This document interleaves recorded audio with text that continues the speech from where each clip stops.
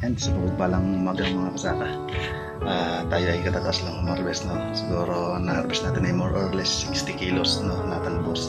At gusto ko kasi yung i-update dito sa ating greenhouse, no, mga kasaka. At nakakatuwa lang. Very good vibes talaga yung ganito yung madadatnan ng mga nakikita mo, no? Very greeny ang ating greenhouse. Araw-araw nakikita natin yung progression ng kanilang growth, kaya talagang ang bilis. Tulad ng pagpipino natin, no, napakataas na. Sabi ko naman sa inyo, 3 days nung ako nag-video dito, nandito pa lang. So marami na siyang sanga, hindi ko na rin yan babawasan, na hayaan ko na yan na pumapal, kasi mataas naman. At ang maganda rito mga kasaka, isa sa nagustuhan ko dito, yung tanim ni Mrs. na ornamental flower. Ito, napakaganda.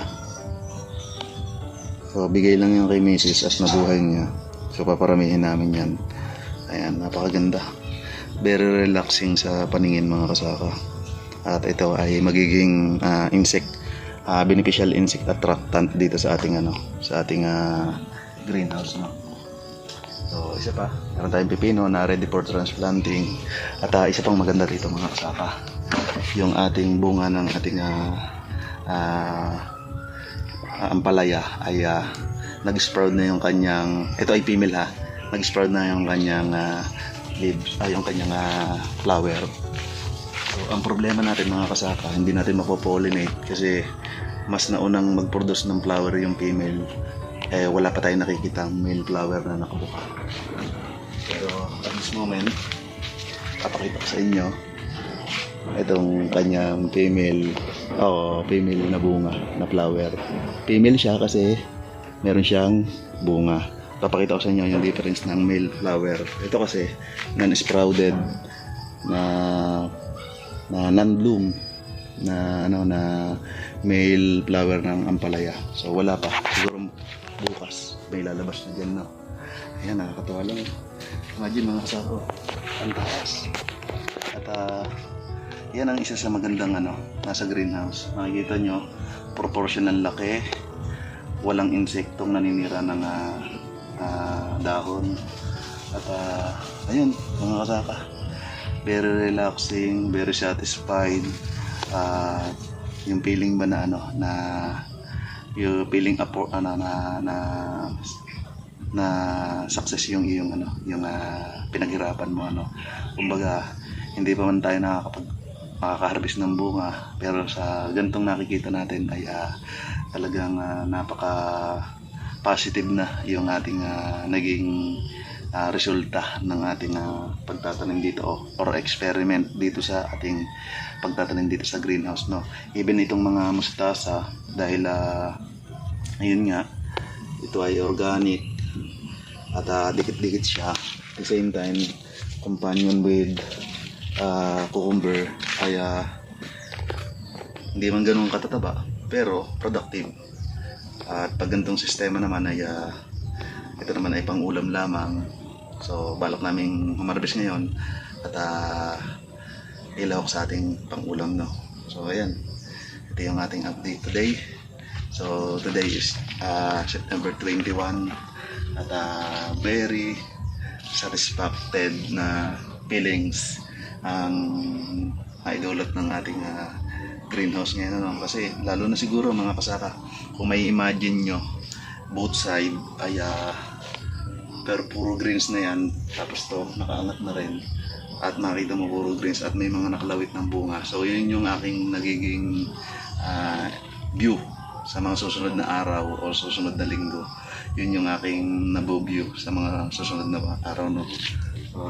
Ayan, we are very excited. Even my wife ay excited na makita na marami na naglawit dito na mga bunga, no.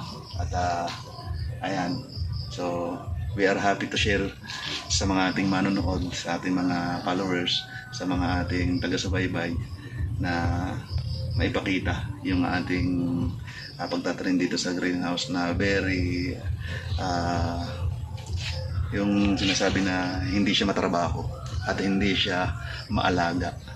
So meaning talagang na-eliminate natin yung hirap, yung pagod at yung maraming time compare sa conventional farming, unlike dito sa greenhouse. So nakita namin talaga kung gaano kagaan ang trabaho kapag nasa greenhouse. Kaya pala way back nang ako'y nagtatrabaho sa South Korea, I see many greenhouses doon sa mga lugar nila, sa bansang yun, na talagang bawat farmer hindi sila papayag na wala silang greenhouse. Kasi pagdating sa panahon ng pagtatanim ay mas nagiging productive, mas efficient ang harvest at mas efficient regarding sa mga farming inputs like pesticide, fertilizer, and ang maganda rito ay yung control environment na experience natin ngayon na very control talaga, even pest and diseases napakabilis in control. So wala pa nga kaming nagiging action regarding that. At nakita namin na pag malusog ang halaman, so ito pala yung isang maganda kapag ka nasa greenhouse.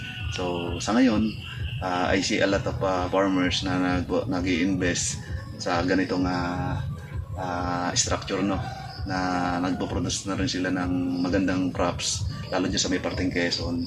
Yung farm dyan, nalimutan kong pangalan, na picture siya sa agribusiness. So kung napapanood nyo yun, alam ko ma-amaze din kayo sa mga production doon, no? Hindi lamang sa greenhouse meron sila, even pinapractice nila yung hydroponics approach. Yun, mga ornamental plants. Nalimutan ko yung pangalan ng kanilang farm. So yun, na-inspired tayo sa mga ganong sistema. Kaya kahit paano, kahit maliit, bali ang sukat nito ay 10 feet by 20 feet ang haba at ang kabuuang area yun. At yun nga, ganun pala kaganda kapag mayroong greenhouse.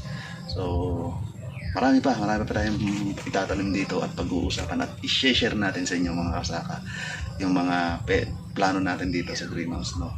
So meron tayo dyan na naka-ready na cherry tomatoes at balak din namin dito mag-try din ng sa susunod na crops, sa masusunod nating magiging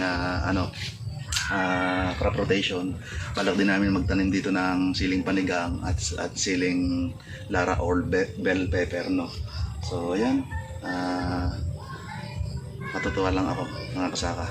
So sa mga bago pa lang dito sa aking channel, I encourage you or hihingi po tayo ng isang subscribe at like dito sa ating YouTube channel. At kung di po kayo naka-follow sa ating Facebook account, my name is Joel Albert Bueno, pakipollow na rin po tayo doon. At nag-upload din po tayo madalas ng ating videos na regarding farming, no. So mga tips and idea. So another share mga kasaka ay ito na yung ating tinanim dito sa ating harap ng greenhouse, na nakatanim tayo ng sitaw. Ayan. Susunod naman natin project dyan is maglalagay tayo ng pole, ng poste. At kasabay na rin doon sa ating tanim ng mga talong, kasi magaganda na rin yung talong natin, malalapad at umaangat na rin sa lupa. At kinakailangan na rin nalagyan ng tulos para protection sa malalakas na hampas ng hangin, ano. So ang sitaw natin ay ayan, nakatransplant na.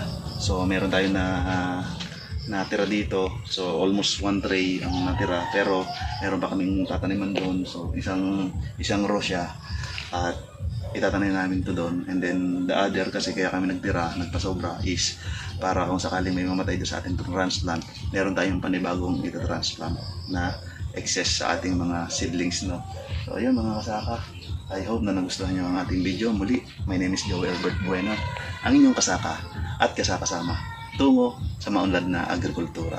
Keep safe, God bless mga kasaka.